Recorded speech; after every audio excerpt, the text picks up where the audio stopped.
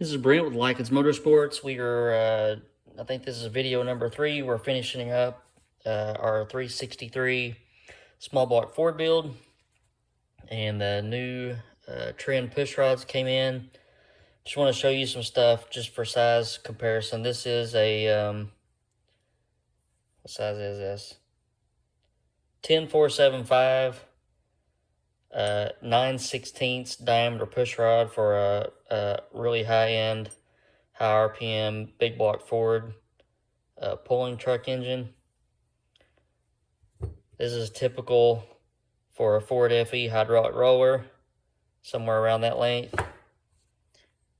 And this is, look how cute it is, 6275, just a little baby push rod. So got these in and cleaned them out. You need to run a push rod brush or some solvent through them and clean them out, and wipe them off on the outside too, because they're pretty dirty from when they make them. So I'm going to get the push rods in and assembly lube on each end, and we're going to get our rocker arms on. Got some comp cams, 1/6 ratio roller rockers, and we'll get those on, and our preload set, and I'll go over that, and we'll continue on. All right, so I've got all of our push rods in, and got some assembly grease on both ends of the push rods and on the valve tips. And like I said, we're using some comp cams, full roller rockers, roller tip, roller trunnion, 1/6 ratio. And I'm going to just go ahead and set those on. And if you notice, the trunnion has a flat spot and a curved spot. You want to make sure the flat spot is facing up. That way when you put your poly lock in there, it has a nice flat surface to go on. But I'm just going to lay these on there for right now. And then we're going to go through and set our preload.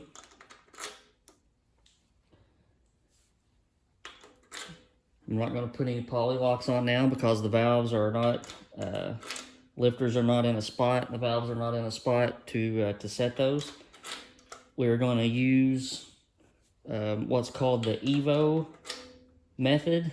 We're going to set the intakes when the exhaust valve is opening and set the exhaust when the intake valve is closing. So we're going to roll through, and got my ratchet.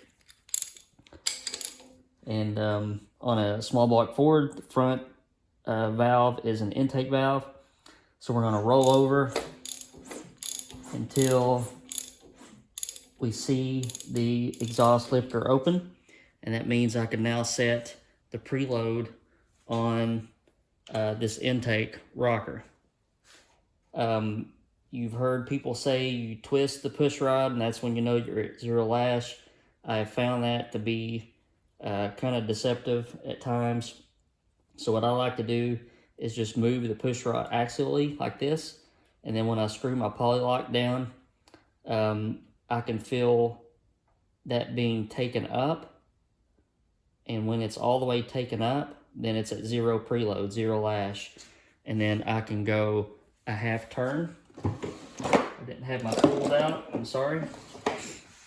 So I'm gonna go a half turn on preload.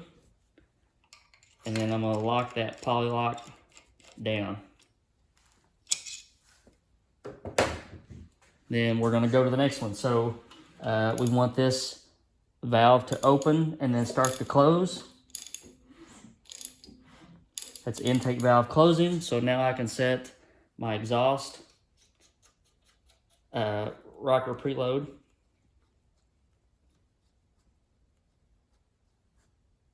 And I'm checking for axial clearance once again.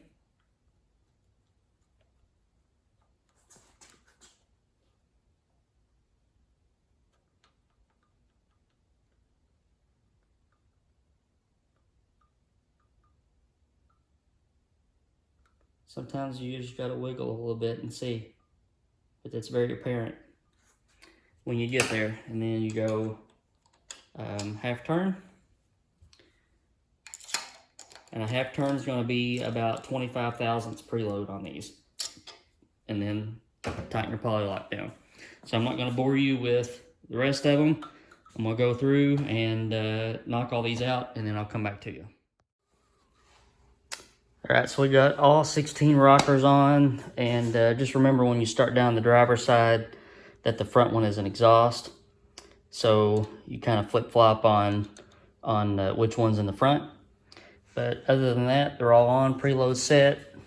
And we're going to prime the oil pump and make sure that we get oil everywhere that we need to and in the right amount.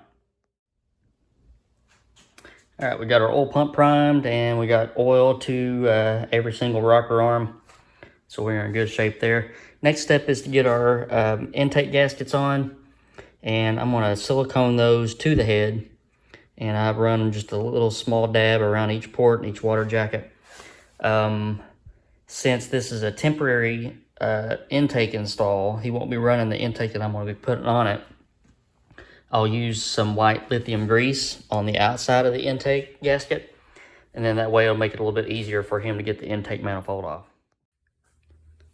We've got our intake gaskets placed, and what I do is I silicone those to the heads, and then I just set the intake on to hold them down flush and flat, and let the silicone set up.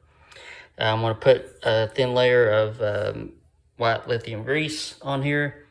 Then I'm going to run my beads for my China wall, and then we'll get the intake set on. And when you go into aluminum with your fasteners, just put a drop of oil or some ARP lube or something like that on there so it doesn't gall later on. Intake is on, and ran into a little snag with the water neck. It's a little thick, and I don't have that much room in between there, so I had to snag another water neck, and I'll have it tomorrow. I wish I could weld that good. Nice pretty beads of silicone on the end rails. But right now we're going to get our distributor gear lubed up and our distributor dropped in. And on a small block Ford, again, front rocker is intake. We want to roll this over until we see the exhaust valve open and close.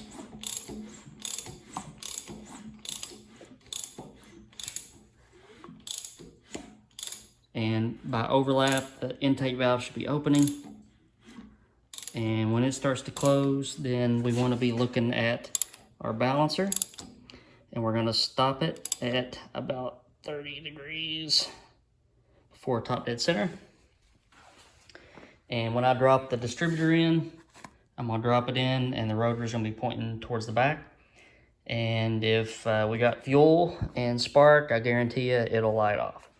So I'm going to get the distributor all lubed up and nice and drop it in. All right, and here's the finished product. I got some old school Moroso valve covers on there, MSD distributor, and just got to put the plug wires on and we're ready to go. Oil pump has been primed again. Should be a stout little Bronco motor here. Got the engine cradle already bolted on, so as soon as I get the plug wires on it, I'll go and set it, get it off the engine stand, and get this flex plate on. This is a TCI flex plate for the transmission he's going to use. It is externally balanced, so I need to take that with me to the dyno, and I'll get that on the engine here in a minute. But should be on the dyno next week. And yeah, so thanks for watching, guys. And if you haven't subscribed already, please take a few seconds to do that. As all the professional YouTubers say, ring that bell, whatever that means. But hit that like button, and please subscribe to see more engines coming up. Y'all have a good weekend, and I'll see you next week.